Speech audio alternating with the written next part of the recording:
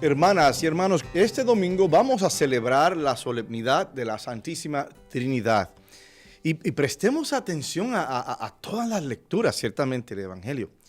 Pero mira cómo se han montado estas lecturas para esta solemnidad. La primera lectura nos habla, en aquellos días habló Moisés al pueblo y le dijo, ahí tú tienes como que una entrada a ese Dios que le habla a su pueblo, ese Dios que envía sus mandamientos, ese Dios que se encuentra en su gloria y que baja de su gloria a interactuar con su pueblo, con sus hijos. Vemos ese Dios creador. Si pasas a la segunda lectura de este domingo, tomada de San Pablo a los Romanos, dicen, los que se dejan guiar por el Espíritu de Dios. Tenemos la segunda parte aquí, ¿no? Primero, la primera persona de la Eucaristía, Dios Padre. Aquí, en la segunda lectura, se ofrece información sobre Dios Espíritu Santo. Esos son hijos de Dios.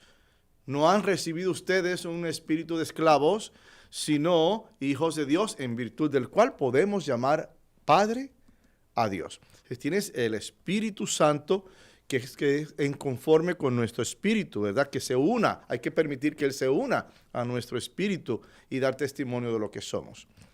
Y ahí va el Evangelio. Obviamente el Evangelio te va a dar la perspectiva de Cristo, ¿no? Nuestro Señor Jesucristo.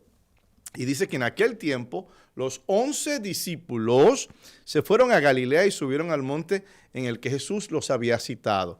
Recuerden, hermanas y hermanos, que subir al monte, subir a la montaña, quiere decir simbólicamente, es subida hacia el Altísimo, o sea, es cercanía a Dios. Y al ver a Jesús se postraron, aunque algunos titubeaban, ¿verdad? Aquí viene el Hijo, el Redentor. Y Jesús se acerca a ellos y dice, me ha sido dado todo el poder, cielo, en la tierra. Vayan pues y enseñen a todas las naciones. Y que sepan que yo estaré con ustedes todos los días. Entonces, tienes ese tríptico. El tríptico, el panel de Dios Padre, el panel de Dios Hijo y el panel del Espíritu Santo. 3 piezas que se unen en una sola sustancia, con 3 divinas personas diferenciadas y perfectamente unidas. Y esto le llamamos un misterio. Pero me gustaría repasar mi definición de misterio, porque en ocasiones cuando no tenemos una explicación a algo que ocurre o a algo que nos llega a nuestra vida o que se nos dice, casi siempre cuando no entendemos decimos, eso es un misterio. Triángulo de las Bermudas. ¿Quién sabe? Eso es un misterio. Y así por el estilo, cosas que no podemos comprender o que quizás nuestra mente no nos permita el entender. Porque recuerden, si estamos hablando de la Santísima Trinidad, esto no tiene principio y no tiene fin. Dios no tiene principio y no tiene fin. O sea, tú no lo puedes colocar en una cajita, este concepto, ¿verdad? 3 divinas personas en un solo Dios. No lo puedes montar o desmontar. Como si fuera un rompecabezas, porque no tenemos lo necesario, así como seres humanos, de darle definición inteligible a cosas que son divinas. Claro que hacemos acercamientos y claro que los teólogos, los maestros de Biblia se esfuerzan mucho en tratar, ¿no? De entender y se escribe mucho, se lee mucho, se ora mucho al respecto. Pero en realidad es un misterio de fe. Ahora, voy a la definición. ¿Qué es un misterio? Un misterio es algo que tú no puedes definir en este momento en su totalidad. Otra vez, un misterio es algo que en este momento no se puede definir en su totalidad. Son cosas que a veces la mente, por diferentes razones, la mente no está limitada, no tiene toda la información necesaria para decir, mira, esto funciona así, asá, blanco y negro. Y creo que nunca lo vamos a lograr hasta que lleguemos al cielo. Pero creo que nunca lo vamos a lograr aquí en la tierra, porque yo digo, yo voy a el encuentro de Dios con Moisés. Cuando Moisés se le encuentra en la montaña, y Moisés le dice, óyeme, necesito un nombre porque voy a bajar al pueblo, ¿verdad?, de Israel y me van a preguntar ¿y cuál es el nombre de este Dios? ¿No? Y Dios le contesta, yo soy el que soy. Eso a mí no me parece un nombre, pero bueno, me parece una declaración muy profunda. Yo soy el que soy, ya. Entonces, ¿por qué? Porque la tradición semítica y de otras culturas de saber el nombre del Dios era para manipularlo. Me hace falta tener un hijo varón. Llamo el nombre de tal Dios y le hago una ofrenda, un sacrificio. Pero había un poquito de manipulación ahí. Dios lo que está diciendo es, a mí no me puedes manipular. A mí no me puedes controlar. A mí no me puedes colocar en un cajón, en una cajita, en un nicho. No, no puedes. Esa es la perspectiva de Dios Padre. ¿Por qué? Porque primero, Dios es libre. Así fue como nos hizo Él a nosotros, con libre albedrío. Pero es porque Él también participa de eso, porque Él es libre. Entonces, el controlar a ese Dios no es posible. Y quizás lo importante no es controlar, eso es irrealista, eso es imposible. Lo importante es tratar de entender para amar más. Y quizás en la gloria de nuestro Padre Dios cuando nos toque, entonces estaremos ahí en esa presencia eterna, hermosísima de la Santísima Trinidad. Y hoy celebramos lo que es un misterio para nuestro entendimiento humano. Estamos celebrando el Domingo de la Santísima Trinidad. Este es el fundamento de nuestra creencia cristiana y creemos en la Santísima y Bendita Trinidad. Es un solo Dios. No estamos hablando de tres dioses.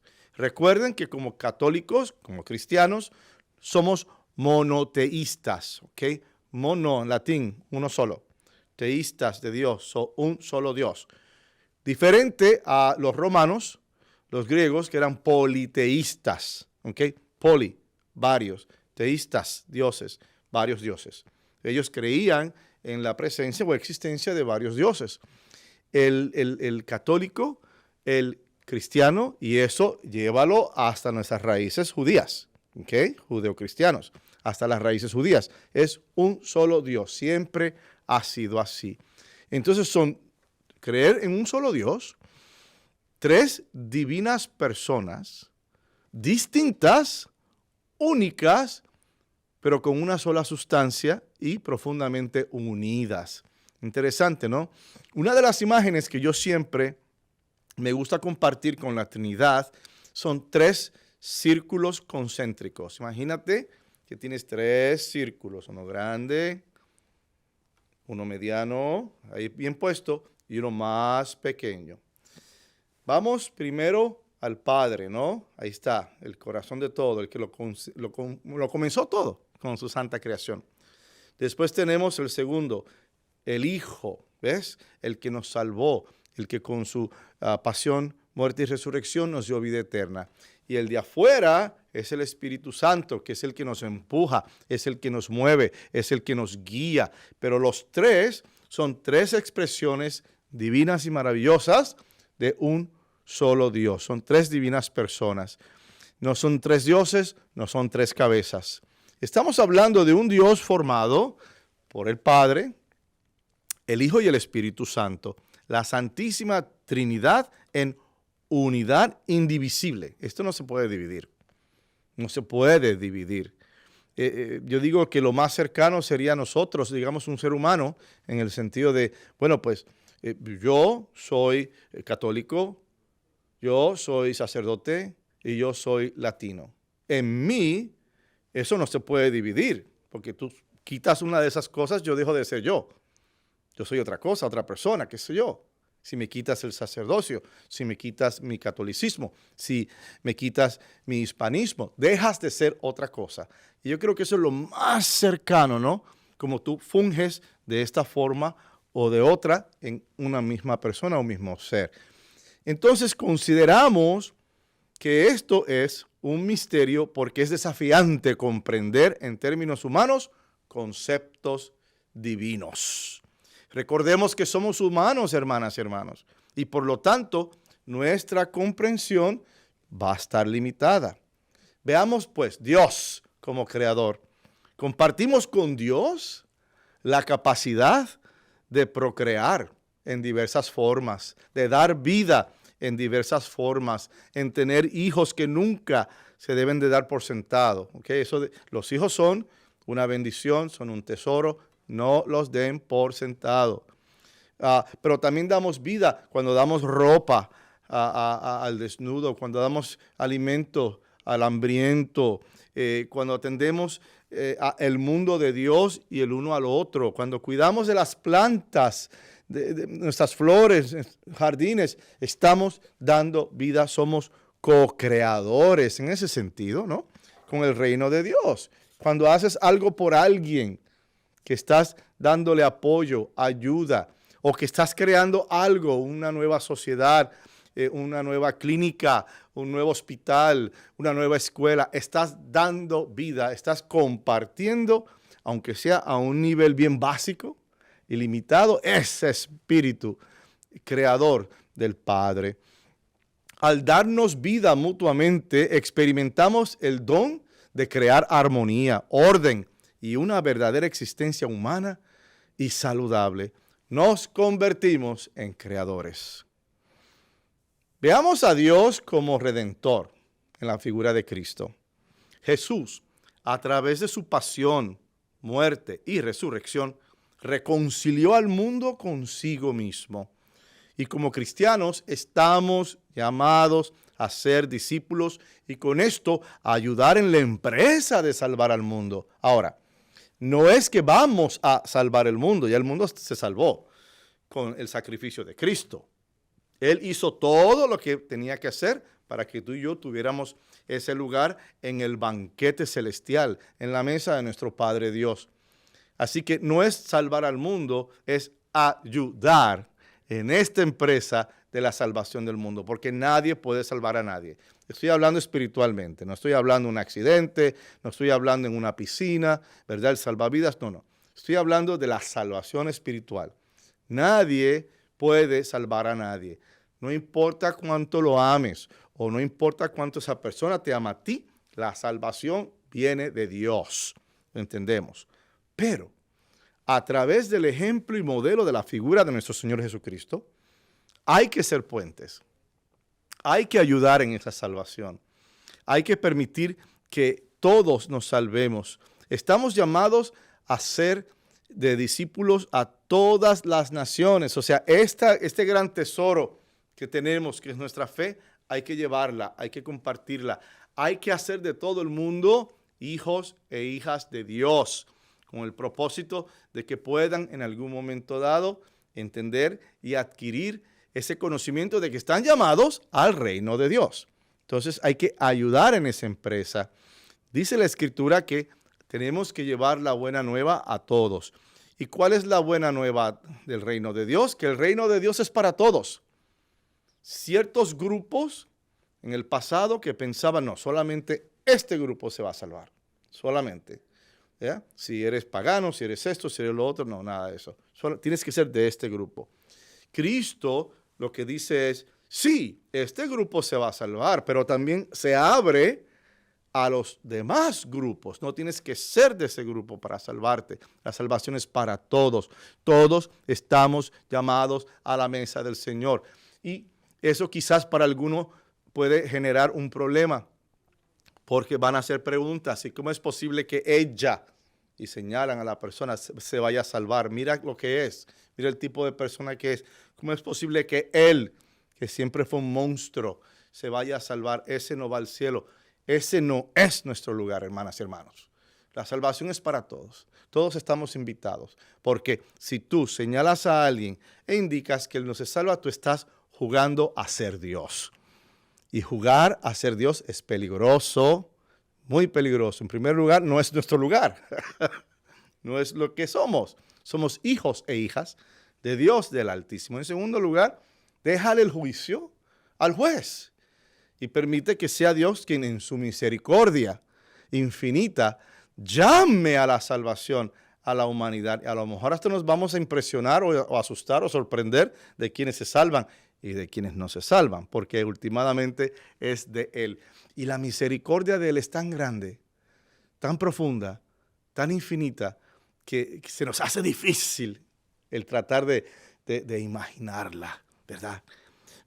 Por eso tenemos toda la vida, para descubrir todas estas cuestiones y para contestar todas estas preguntas. Hemos, hermanas y hermanos, recibido este mandato en el Evangelio de hoy.